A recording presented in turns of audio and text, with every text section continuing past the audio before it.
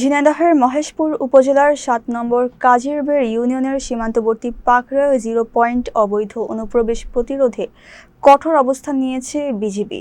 Samanta BGB ক্যাম্পের নায়েব সুবেদার শরীফের নেতৃত্বে আনসার বিডিপি সদস্য ও স্থানীয় গ্রামবাসীর সমন্বয়ে যৌথভাবে সীমান্ত পাহারা জোরদার করা হয়েছে। সংশ্লিষ্ট সূত্রে জানা গেছে পুশ ইন ঠেকাতে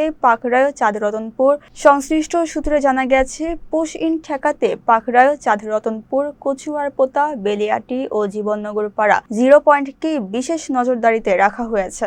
বিজিবির পাশাপাশি সাধারণ গ্রামবাসীরা গভীর রাত পর্যন্ত দল বেঁধে পাহারা দিচ্ছেন। সামান্তা বিজিবি ক্যাম্প জানিয়েছে, সীমান্ত সুরক্ষায় জনগণের অংশগ্রহণ অত্যন্ত ফলপ্রসূ। মহেশপুর ৫৮ বিজিবির সহকারী পরিচালক ইমদাদুল ইসলাম জানান, গত কয়েকদিনে বিএসএফ এর একাধিক পুশ ইনের চেষ্টা ব্যর্থ করে দেওয়া হয়েছে। শুক্রবার পর্যন্ত মহেশপুর সীমান্তে কোনো অবৈধ অনুপ্রবেশ ঘটেনি, তবে বিএসএফ এর অপতৎপরতার আশঙ্কায় বিজিবি ও স্বেচ্ছাসেবীরা সতর্ক অবস্থানে রয়েছেন।